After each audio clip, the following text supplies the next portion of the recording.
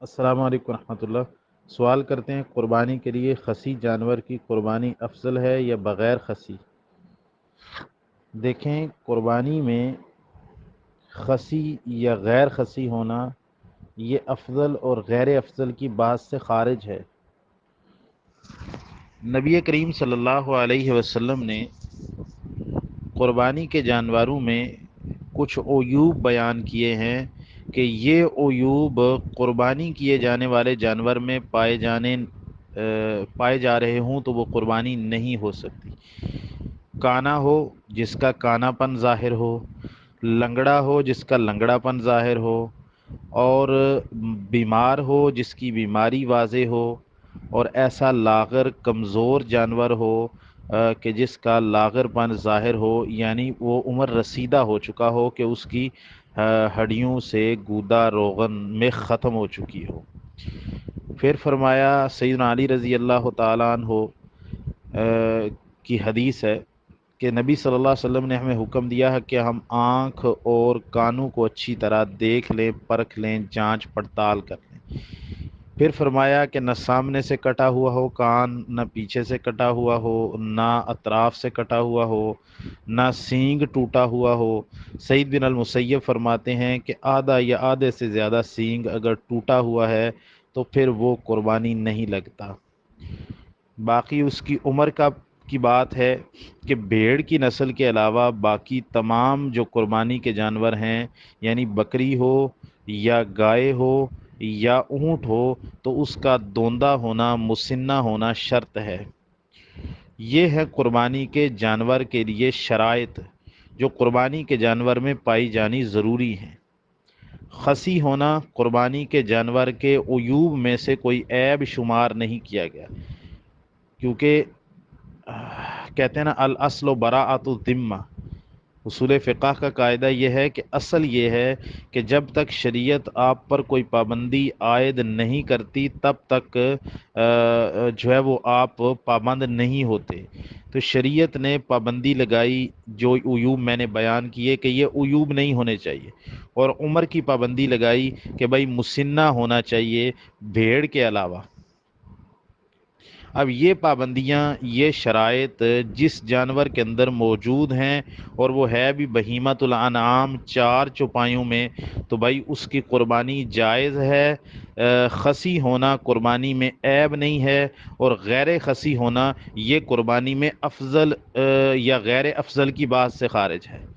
چاہے آپ خصی کریں تو تب بھی جائز ہے، چاہے غیر خصی کریں تب بھی جائز ہے۔ ہاں، ایک روایت آتی ہے کہ رسول اللہ صلی اللہ علیہ وسلم نے دو مینڈے کیے جو سینگوں والے تھے اور وہ خصی تھے، لیکن اس روایت میں بہت سارے محدثین نے کلام کیا ہے۔ مجھے شیخ البانی رحمہ اللہ کے حکم کا پتہ نہیں ہے، لیکن شیخ زبیر صاحب، شیخ دکتور ضیاء الرحمن العازمی الجامع الکامل والے، وہ ان روایات کو غیر ثابت مانتے ہیں اور علتیں بھی ذکر کی ہیں۔ تو لہٰذا ہم اگر اس روایت کو سامنے رکھیں، اس کی تحقیق کو، تو رسول اللہ صلی اللہ علیہ وسلم سے خصی جانور کرنا ثابت نہیں ہوتا۔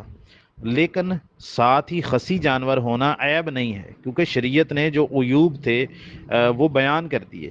اب جو عیوب سے خارج چیزیں ہیں وہ سب جائز ہیں۔ اس سے آپ اگر ایسی مادہ اور ایسی مؤنث اونٹنی ہو یا گائے ہو یا بکری ہو یا بھیڑ ہو کہ جو بچہ جنم دینے کے قابل نہیں ہے، یعنی اس کے رحم کے اندر کوئی مسئلہ ہے، یا اس کو جو ہے وہ جفتی کرواتے ہیں اور اس میں وہ حمل کو اٹھاتی نہیں ہے، تو کیا یہ عیب ہو جائے گا؟ یعنی اس مؤنث میں، اس گائے میں، بکری میں، اونٹنی میں، کیا یہ عیب ہو جائے گا؟ بھئی یہ عیب نہیں ہے۔ اگر کسی جانور کی دم کٹی ہوئی ہے تو کیا وہ عیب ہوگا؟ بھئی یہ عیب نہیں ہے، کیونکہ شریعت نے اس کو عیب قرار نہیں دیا ہے، شریعت نے اس کو عیوب میں شامل نہیں کیا ہے۔ تو لہٰذا جس چیز کو شریعت نے عیب میں شمار نہیں کیا، لہٰذا آپ اس کو عیب نہیں سمجھ سکتے۔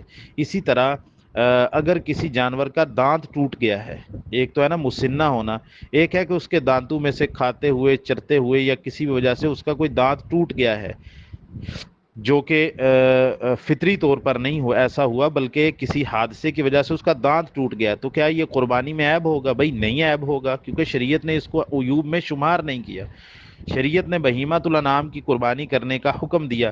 اب بہیمۃ الانعام میں رسول اللہ صلی اللہ علیہ وسلم نے کچھ عیوب کا ذکر کیا کہ یہ عیوب پائے جائیں گے تو قربانی نہیں ہوگی۔ جو ان عیوب سے پاک ہے جانور، وہ قربانی کے لیے جائز ہے، وہ سارے جائز ہیں، خصی ہو یا غیر خصی ہو، اس میں افضل اور غیر افضل کی بات نہیں ہے۔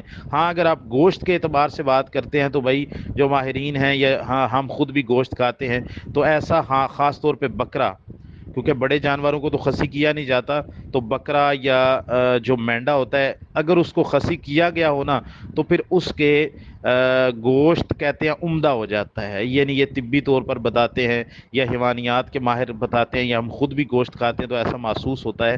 تو پھر آپ گوشت کے عمدہ ہونے یا غیر عمدہ ہونے، اعلیٰ ہونے یا اسفل ہونے کی آپ بات کر سکتے ہیں، کیونکہ اس میں ایک خاص طرح کی اسمیل آتی ہے، کیونکہ جو جانور خصی نہیں ہوتا، بکرا وغیرہ، تو وہ جو ہے وہ بعض اوقات ادھر ادھر منہ مارتا رہتا ہے اس وجہ سے، لیکن اس کا بھی علاج موجود ہے، ایک معجون قسم کا کچھ مسالہ ملتا ہے، وہ اگر ذبح کرنے سے پہلے 2-3 دن پہلے اس جانور کو کھلایا جائے جو خصی نہیں ہوا، تو اس کے گوشت کی جو ہے وہ تبخیر ہو جاتی ہے، وہ سارا صاف ہو جاتا ہے، اس کے اندر اگر کچھ ایسے اثرات تھے تو بہرحال خصی ہونا جانور میں عیب نہیں ہے۔ افضل اور غیر افضل کی بات ہم اپنی طرف سے نہیں کر سکتے کہ بھائی خصی افضل ہے یا غیر خصی افضل ہے، کیونکہ شریعت نے اس کے نہ خصی کو افضل قرار دیا، نہ غیر خصی کو افضل قرار دیا ہے، تو لہٰذا دونوں کی قربانی جائز ہے، یہ عیب نہیں ہے قربانی میں۔ السلام علیکم رحمۃ اللہ۔ امت مسلمہ کے مسائل کی مزید ویڈیوز دیکھنے کے لیے ہمارے چینل کو سبسکرائب کریں اور بیل آئیکن پر کلک کریں۔